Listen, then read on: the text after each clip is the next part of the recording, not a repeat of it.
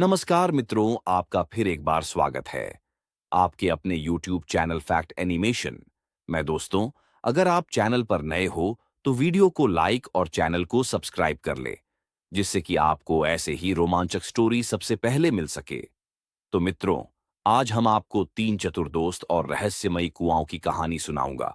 चलिए देरी न करते हुए वीडियो को स्टार्ट करते हैं। उत्तराखंड के एक छोटे से गांव धारकोट में तीन अभिन्न मित्र रहते थे। अनिकेत, विवेक और नीरज। तीनों ही बचपन से साथ पढ़े थे, साथ खेले थे और अब किशोरावस्था की दहलीज पर कदम रख चुके थे। गांव में उनकी दोस्ती एक मिसाल थी। गांव वाले उन्हें तीन चतुर लड़के कहा करते थे, क्योंकि हर मुश्किल को सुलझाने की उनमें अद्भुत कला थी। गर्मियों की छुट्टियों में जब स्कूल बंद हो गया, तीनों ने फैसला किया कि इस बार कुछ अलग किया जाए। कोई रहस्य सुलझाया जाए, कोई पुरानी कथा का पीछा किया जाए। तभी उन्हें गांव के पुराने कुएं की याद आई, विष्णुकुंड, जिसके बारे में दादी नानी कहानियां सुनाया करती थीं। विष्णुकुंड गांव से थोड़ी दूर जंगल के बीचों बीच स्थित था। गांव के बड़े बुजुर्ग कहते थे कि वह कुआं एक जमाने में जादुई था।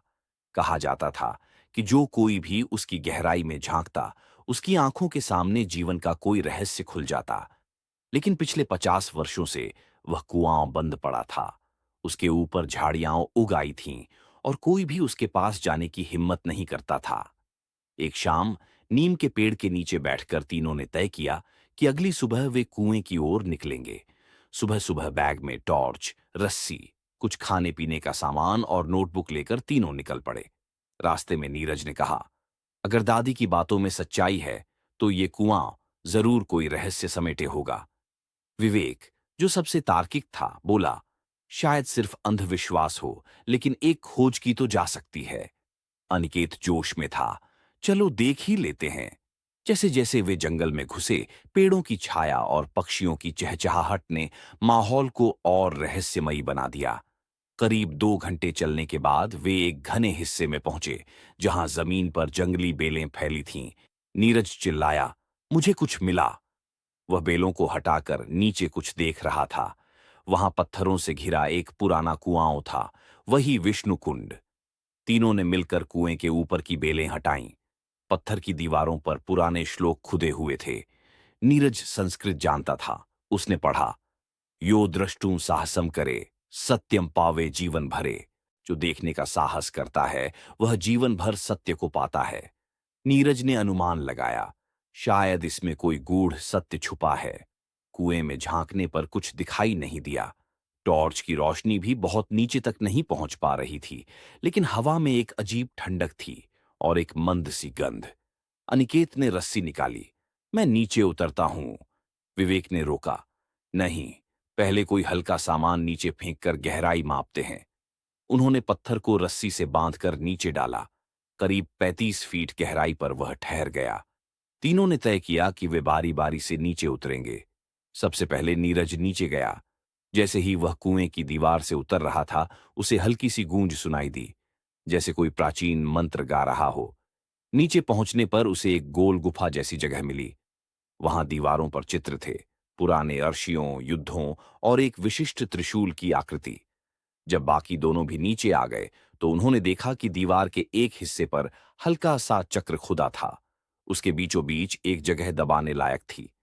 अनिकेत ने दबाया और दीवार धीरे धीरे खिसकने लगी। पीछे एक और मार्ग खुल गया।